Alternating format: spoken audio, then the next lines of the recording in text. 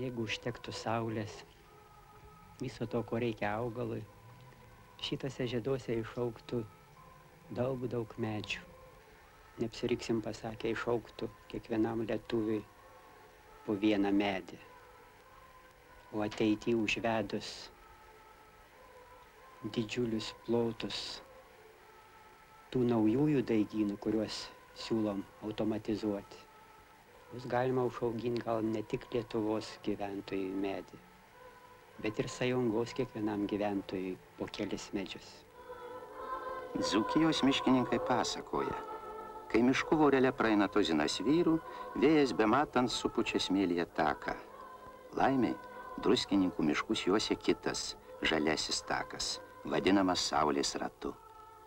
Tai miškininkų Algirdo Valavičiaus kūryba, tai jau darbas ir gyvenimas. Padavimai pasakoja, kad kadaise Lietuvoje gyveno tokia deivė medžiojama. Tačiau, kada ta deivė pasirodydavosi žmonėms, ji būdavosi liūdna. Ji sakydavosi, kirskit miškus, nebebus miškų, nebebus Lietuvos.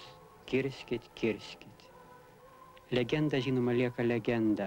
Mūsų laimė miškai dar tebestovi. Yra daug žmonių, kurie rūpinasi tais miškais. Atiduoda širdį, sumanymus, protą.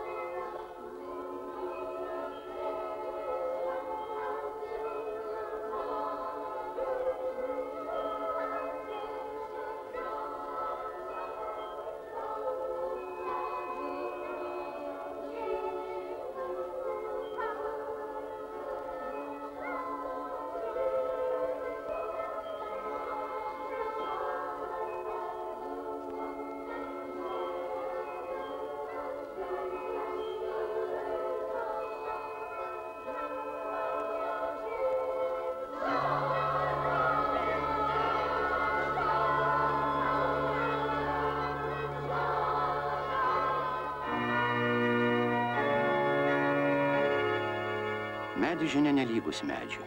Sunkiausiai Dzūkijos smėlis brandina ąžuolus. Tačiau užaugę jie pergyvena miškus, žmonės, o kartais net pačiu save. Šis Girios Aido muziejus kilęs iš Dzūkijos ąžuolo. Stovi tarsi paminklas miškininkui miškui. Algirdui Valavičiui ąžuolas dar ir skausmo paminklas.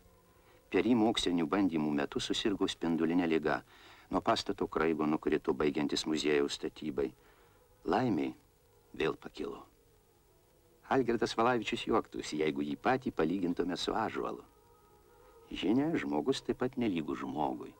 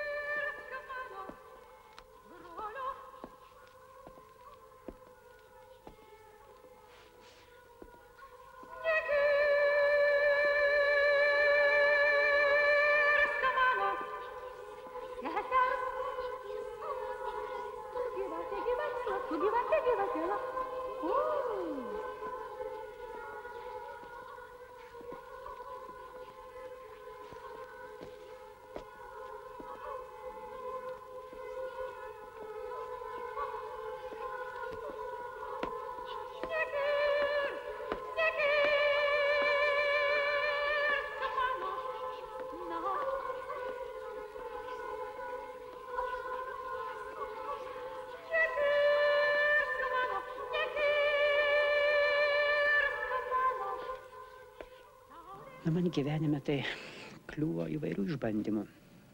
Buvo momentas gyvenime, kai buvau labai nusiminęs. Buvo tokių momentų, kada per ištisus metus galėjau dirbti 20-30 dienų tik tai. Kaip žinia, metuose yra gerokai daugiau dienų. Tik tai, kaip susimastydavau kartais taip objektyviai pažiūrėjęs, ką aš benuveikiu, o tada tikrai jau labai mažai benuveikdavau ir nuolatinis nuovargis, prakaitavimas, galvos skausmai, visokie tokie dalykai, kurie tikrai apsunkina kūrybinį darbą. Gailėdavau, kad vis tik viskas labai nelaiko. Tarytum galėjo būti, bet kažkur tai vėliau, senatvėj, kai aš jau nebeturėsiu energijos, nebus sumanimų, tada jau, kaip dzūkai sako, tuščia jau tada galima ir pas Abraomą keliauti. Man žinoma, nesinorėjo pas tą Abraomą keliauti. Ir galbūt tas didelis nenoras keliauti turbūt padėjo kiek tai ir apsveikti. Na ką daugiau, dar gal gyvenimas nepasibaigė. Dar yra sumanimų, yra daug norų. Norisi dar ir miškininkų rūmus pastatyti. Prie tų rūmų jau dabar nori prisikergti ir ekskursijų biuras. Miškų tyrimo instituto atraminį punktą įrengti reiktų kartu. Norisi, kad tie rūmai taptų tokia kultūrinio miškininkų gyvenimo centrinė buveinė. Turim daug įdomių sumanimų. Ir jeigu, žinoma, juos pasiseks įgyvendinti, reikia skaityti, kad dar gyventi galima. Ir reikia.